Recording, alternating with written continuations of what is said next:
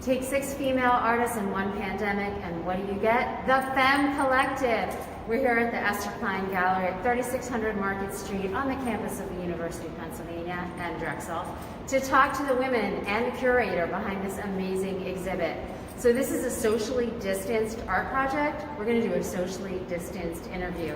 Angela, please take my place. All right. Okay. Tell us who you are and what your job is. I'm Angela McQuillan, and I'm the curator at the Esther Klein Gallery. And tell us a little bit about this exhibit. Sure. So this exhibit started as a project last fall where I had an open call for artists to sign up to participate in a collaborative exquisite corpse project. So exquisite corpse means that you kind of work on a piece of artwork in parts. So someone starts the piece and then you pass it to the next person and then they add their own flair and then you pass it to the next person. So how many artists were involved with this? There was over 110 artists in this show, most of them from within the US, but we also had one from Helsinki and London. Wow. And yeah. How did it start? It started on Instagram. I just posted Everything good call. starts on Instagram. Exactly. And I was very shocked at the response, but I think that... When did you start it? It was last fall, like probably September. Okay. And the open call lasted for a few months, but yeah, I was really surprised, and I feel like there was a lot of artists out there in the world who really wanted to connect and work collaboratively with other artists. So the exquisite corpse concept goes back to the 1930s, correct? Yeah, 1920s, 1930s, started by the Surrealists, and I think it started out as a writing exercise, and then over time they started to use it as a game for drawing. Traditionally, you would hide what the person before you drew, so you wouldn't see anything, and you would kind of start off with a head, then hide it, and then someone would draw a body and then hide it, and then the last person would finish it off, and then it would be revealed to you. Wow. But I feel like this show still had that sensibility about it because people were mailing work to each other, and they didn't see the final product until it arrived here. Wow. So with the artists who were not in Philadelphia, they just mailed things back and forth? Yes, they mailed things, and one of our largest sculptures in the show was actually mailed from California. Wow. Have you ever organized anything like this before? Nothing like this. I mean, I've done group shows with maybe a maximum of like 15 artists. This is the first time I've done 110. Wow. So what is your takeaway from this? Now it's up, right? And it's here at the Esther Klein Gallery until April at least. Yeah. What kind of takeaways do you have? Like, you organized this huge thing. It took months. It was during the pandemic. What are your thoughts about it? Yeah, I mean, I think that when I had the virtual reception, which was last week, that was the point where everyone gathered together and discussed the show. And I really felt a sense of community in that moment. And you know, I actually felt like that virtual gathering, I've been to many virtual gatherings over the past year, but that one really felt like almost like an in-person gathering to me. Nice. So, Very yeah, nice. There's a lot of connections. Well, thank you so much for organizing this, and everything is for sale also, so we want to be supporting all of these artists. Exactly. And we're going to bring in one of them, Deirdre Murphy. Do you want to come around here and tell us about some of these pieces? Sure. Deirdre Murphy. So tell us a little bit about you, first of all. You live in one of my favorite towns. I live in Ardmore. Yes! Ardmore, and I'm one of the 6 members of the Femme Collective, and we're all Philadelphia-based artists and in the main line. You know, we all dwell in the main line, have our studios there. And so it was... so what kind of art do you traditionally do? I'm a painter. Yes. And a printmaker. And my work deals with the intersection of art and science. And so for, you know, a couple of decades it was about birds and bird migration and climate change. I was lucky enough to do a bioart residency and had a show here at the Esther Klein Gallery with Angela curating it. Nice. And so I got to kind of take the bird migration and do some molecular and cellular paintings, and that took me out of my comfort zone. But this work really took me out of my comfort zone because, like, for example, you know, Ava Blitz started this piece, and she started with these calligraphic kind of yellow painterly strokes.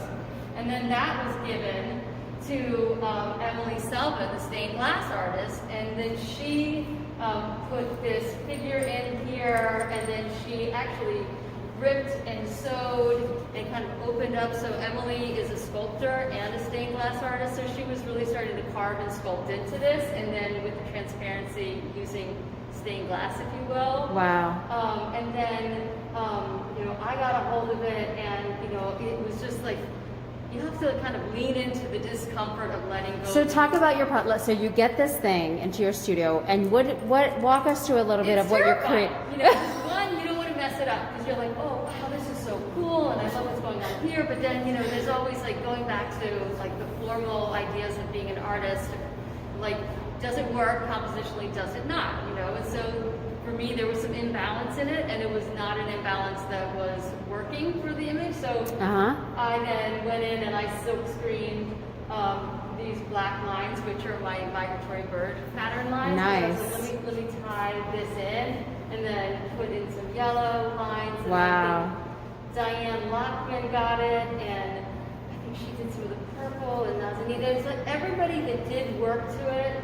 I feel like added. Yeah. And more. how long did you have with each piece? Were I you think timed? we gave each other like three weeks or so, Oh. where you would get the work, because like Nazanin had said earlier, like a lot of times when I got this piece in my studio, I was like, it's done, it's beautiful, like Yeah. I can't touch this, it's Yeah. incredible, but I had to, and Yeah. I had to like deep, and I missed seeing my artist friends Yeah. so much, so it was that. So let's talk a little bit about what you've been working on this past year. So how do you think that being in quarantine and being in the pandemic, has it changed your art at all?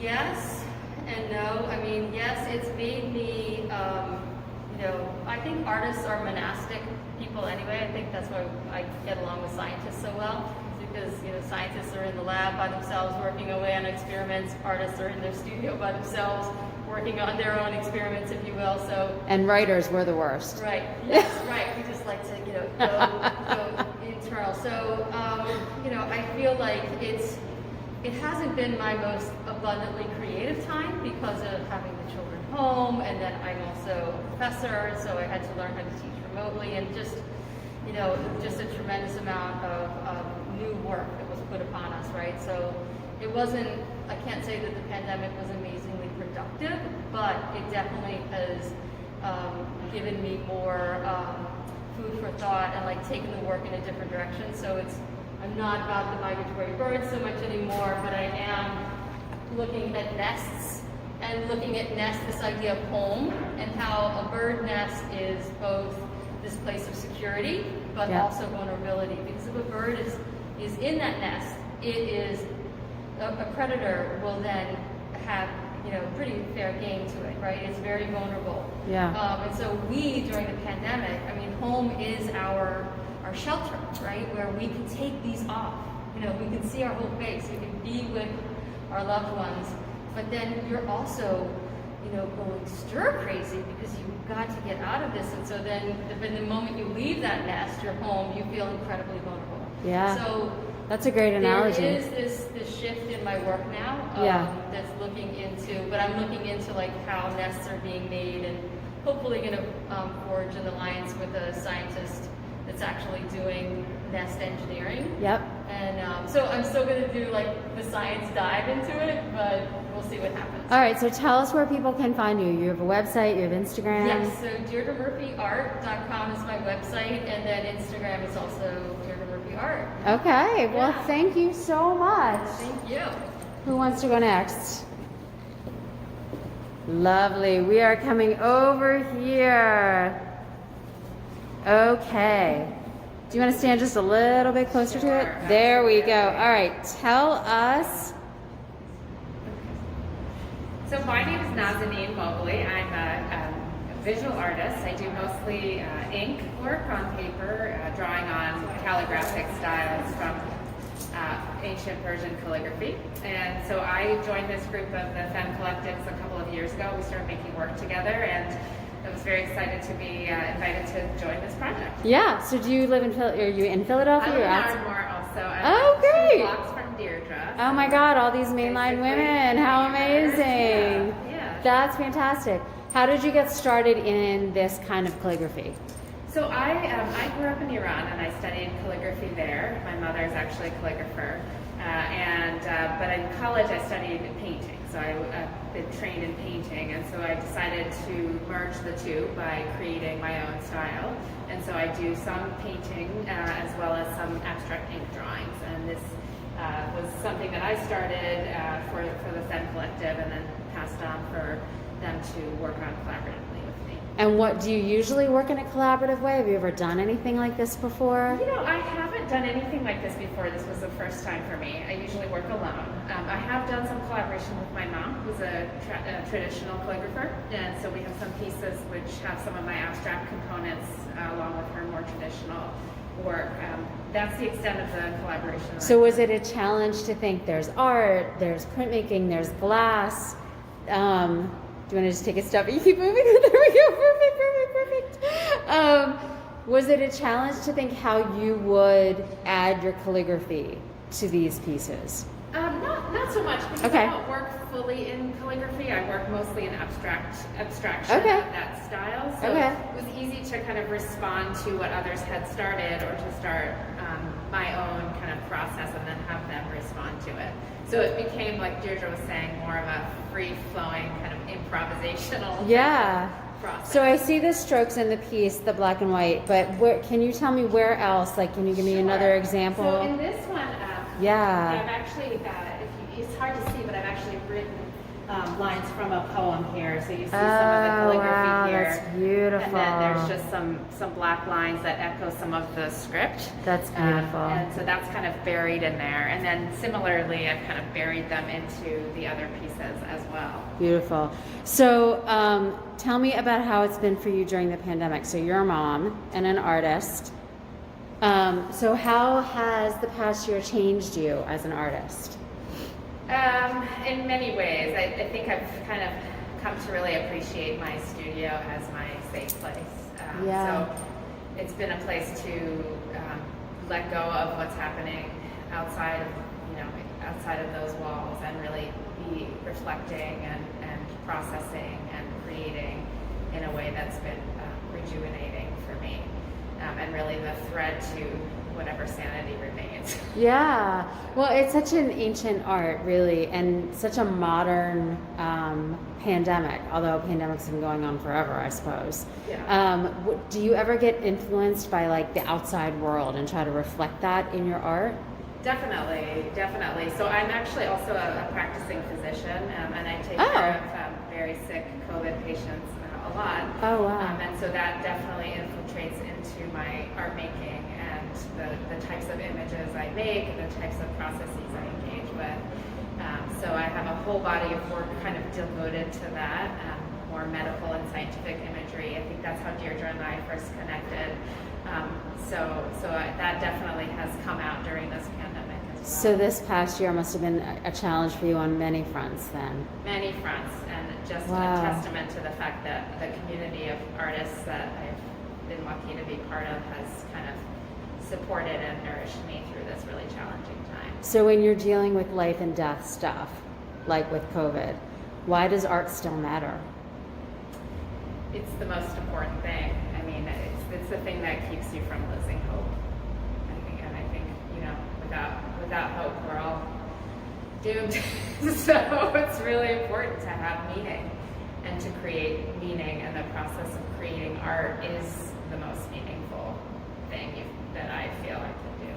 Wow, well that's wonderful, and thank you for helping all of the people, for being a frontline worker Thank you. and helping all of the people who needed you. So let's talk to Agath Bouton. Where do you want to start, my friend? Whatever you want. Let's talk about this piece right here. So, This one? Okay, yes. so first of all, let me back up a little bit. So Agath Bouton, tell us a little bit about your career before Yes. COVID. So as I'm French, as you can hear, my strong accent. I Yes. came here 6 years ago. I'm a printmaker. I study art in art art school, a famous art school in Paris, and always I've been artist since now the last maybe 25 years. And As I you've said, lived all over the world. And I lived all over the world, yes, but we won't have enough time to to say everything about my journey. Yeah. I moved here. I mostly moved here because of my husband's job. So 6 years now, and very early on, I decided to have my studio in the basement of my house. I'm lucky to have a large basement open on the outside, so I've got natural light coming in my studio. And what you do mostly, you're a printmaker. And I'm mostly doing print, interior print, and recently developed a whole series with monotypes. And I was really inspired by urban landscape and architecture here in North America, and Yep. mostly in Philadelphia. Yep. So this is why in that piece here we've got some Yeah, so tell us how remaining- you became involved with this project. So Yes, so I met Deirdre through some after school activities for children. I didn't know she was an artist first. And after a few months, we realized we were both artists, so we started to share our passion for our work, became close, and when Deirdre created the Femme Collective, or that vision for us, she invited some of her close, I would say, or the artists what she connects the most with. Yep. And I was really happy to be part of it. I still consider myself a foreigner here in the US. And I found extremely helpful to have a group of artists where I could meet and share my studio practice, my vision, and also having some feedback of my work and having some help to find my way to navigate here in Philadelphia and in the States as a foreigner artist. I'm not fluent in English, so you are fluent in English. But let me ask you a question. Is it different working with female artists than male artists? I don't know. I worked with male artists in the past, not in different ways. So I guess, we all mother. We all also have our mother life on the side. So we all know that sometimes we're struggling between our time in our studio and our time with the family. So I guess, yes, we became closer because of that. And during the pandemic, for sure, it's revealed another stage of difficulties. So you all joined together. So tell us once again, just in case, tell us, so it's called the Exquisite Corpse. How do you say it? It sounds better coming out of your mouth than mine. In French, we say, I don't remember how to say in French now. Exquisite Corpse. No, I know, I forgot the word. So it's so had you ever done anything like this before? I've never done that before. That was funny because I studied the whole idea when I was a student in art classes, like 25 years ago maybe. And so what was it like for you? You get one of the pieces, and what was your process like? You looked at it, you evaluated it. Tell us a little bit about that. As Deirdre said, it was sometimes quite frightening because you received a beautiful piece and you don't know what to do with it. You have to also when you do your own piece and you give it away, you have to leave it to somebody else. Trust the other artist that she will amplify your work and make it better. It's a lot of trust, right? So there's a lot of trust. There's a lot of because you can't control it. But you have to definitely leave your comfort zone, give your work away. Personally, I was ready to do that because I found that whole idea extremely refreshing and exciting, and it was a nice project for us to reconnect all together. We couldn't meet all like last year. We used to meet like once a month. And so I thought it was great for us to push us forward to do something different. So tell us a little bit about this piece right here. So this piece, I've got a monotype here. So it's basically remaining prints from lithography. So it's not a monotype actually, it's a lithography piece that I've done with the Brandywine workshop. It's a commission I've done with them last spring. We started before the pandemic. We finished it here last spring. But so I had some remaining print, like samples of color on paper, and I decided to cut into them and to redo an abstract kind of silhouette, I would say, of a building, and I've got some remaining of trees or vegetal in front of that wall. And I mostly picked that piece because I knew that Deirdre worked a lot with around nature, so I thought that maybe it would inspire her to do something, and then she would be the next artist to work on the work. And I'm very happy with what she's done. She's done a beautiful work of just adding those trees behind the background. And after that, so I didn't see everything. I only gave my piece and I received it at the end this way.